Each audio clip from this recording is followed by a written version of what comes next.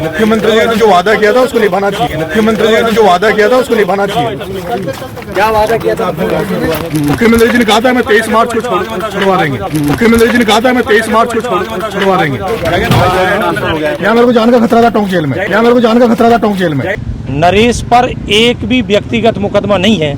नरेश ने जनता हित में कभी भी जो यूनिवर्सिटी से लेकर के आज दिन तक के उनके खिलाफ जो भी मुकदमे हैं वो सारे सार्वजनिक हित के हैं, यानी पर हित के हैं। उनके खिलाफ व्यक्तिगत मुकदमा एक भी नहीं है। एसडीएम साहब द्वारा जबरदस्ती वोटिंग कराई और उसके परसुएंस में ये जो कार्रवाइयां हुई है। जय सिंह सोलंकी हाय हाय इंकलाब जिंदाबाद, इंकलाब जिंदाबाद, इंकलाब जिंदाबाद।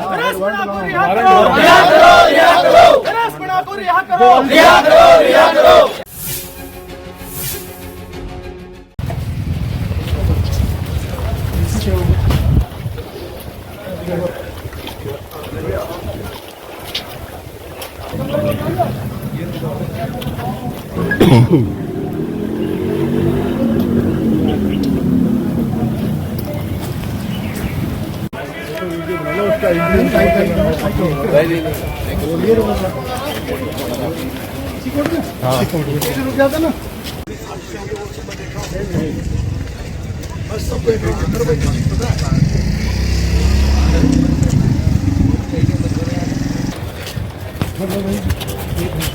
नरेश जी क्या कहना चाहेंगे? मुख्यमंत्री ने जो वादा किया था उसको निभाना चाहिए।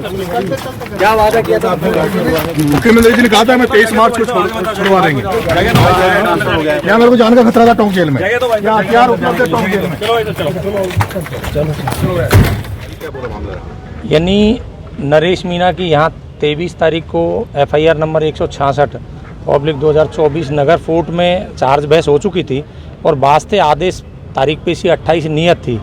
इसी दौरान माननीय जज साहब का ट्रांसफ़र हो गया, तो उस वजह से 28 तारीख को ट्रांसफ़राधीन होने के कारण तारीख पेशी 5 नियत की गई थी। चूँकि आज दिन तक पुराने अधिकारी रिलीव हो गए और नए अधिकारी ने ज्वाइन नहीं किया, तो जो FIR नंबर 166/24 और 167/24 दोनों जो FIR में यहाँ वास्ते चार्ज बहस हेतु नियत है। और जैसे ही माननीय न्यायाधीश महोदय ज्वाइन करेंगे तो चार्ज बहस होगी। क्योंकि ये बात आपको सभी को विदित है, नरेश पर एक भी व्यक्तिगत मुकदमा नहीं है। नरेश ने जनता हित में कभी भी जो यूनिवर्सिटी से लेकर के आज दिन तक के उनके खिलाफ जो भी मुकदमे हैं वो सारे सार्वजनिक हित के हैं, यानी पर हित के हैं। उनके खिलाफ व्यक्तिगत मुकदमा एक भी नहीं है और उनमें से अधिकतर में वो करीब 15 मुकदमों में बरी हो चुके हैं। अभी थोड़े दिन पहले जयपुर से एक मुकदमे में बरी हुए हैं, वो भी 2004 का था। इससे पहले एक मुकदमे में बरी हुए और कुछ सरकार ने विड्रॉ कर लिए थे। तो इस तरह से अभी नरेश के खिलाफ जो मुकदमे थे उनमें से अधिकतर मुकदमे फैसल हो गए, कुछ मुकदमे पेंडिंग है, वो भी सारे मुकदमे जनहित के हैं। नरेश निश्चित रूप से एक विचार है, विचारधारा है, जनता की आवाम है। नई तारीख क्या दी गई है? नई तारीख 9 तारीख दी है। 9 मई को शायद जज साहब ज्वाइन कर लेंगे, 9 या 8 को, तो उस दिन चार्ज बहस होगी। जमानत अर्जी पे फैसला होना है और एक पे चार्ज बहस होनी है? नहीं सर, दोनों ही यहाँ चार्ज के लिए है। जमानत अर्जी माननीय उच्च न्यायालय के यहाँ हमने पेश कर रखी है, लेकिन यहाँ चार्ज के लिए नियत है।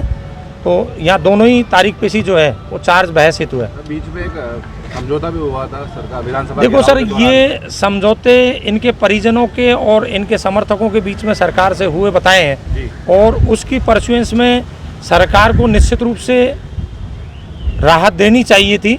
और समय क्यों लग रहा है ये मैं नहीं बता सकता, क्योंकि सरकार के और इनके बीच में, इनके परिजनों के बीच में इनके पिताजी और ये गए थे और वहाँ इनके मध्य जो वार्ता हुई तदनुसार, चूँकि परिजन बताते हैं, CM साहब ने ये कहा था कि साहब आप भी सरपंच हो, मैं भी सरपंच रहा था और किसान का बेटा है, ये कोई अपराधी नहीं है।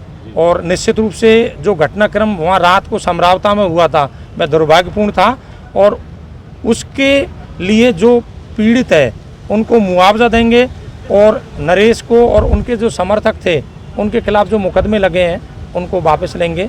इस तरह की इनकी वार्ता हुई बताई और तदनुसार जो अनुसंधान अधिकारी है उसके पास में ये अनुसंधान 173(8) में विचाराधीन था और उसमें उन्होंने पूछताछ करके और मुलजिमों को और जो पीड़ित थे उनको पीड़ित प्रतिकर सहायता राशि भी सरकार ने सैंक्शन की है, जो करीब 30 लाख के आसपास है। तो निश्चित रूप से कहीं न कहीं ये बात तो पूर्ण रूप से स्पष्ट है कि उस दिन जो घटनाक्रम हुआ था, नरेश ने कोई प्रीवियस मानसिकता से या उसमें नहीं था, सडन प्रोवोकेशन था। गांव वालों ने इनका जो एसडीएम कार्यालय है वो उनियारा से देवली कर दिए जाने के कारण, समरावता और कचरावता का, तो उसके विरोध में इन्होंने वोट नहीं दिए थे और उसमें एसडीएम साहब द्वारा ज़बरदस्ती वोटिंग कराई और उसके परसुएंस में ये जो कार्रवाइयाँ हुई है निश्चित रूप से। लेकिन नरेश मीणा जी ने कहा कि जान का खतरा मेरे को टोंक जेल में था, ये क्या बात है? आज हथियार की बात नहीं कर रहे हैं। देखो, इस संबंध में तो मेरे को ज़्यादा विदित नहीं है, लेकिन नरेश के परिजनों ने एप्लीकेशन लगाई थी नरेश से टोंक से बूंदी शिफ्ट करने के लिए। अब उसके पीछे रीज़न क्या था ये मेरी जानकारी में नहीं है, लेकिन आज जैसा आपके सामने कहा उस तरह की कोई बात हो तो प्रशासन ही बता पाएगा सर। इसके संबंध में मेरे को जानकारी नहीं है। नरेश मीणा लगातार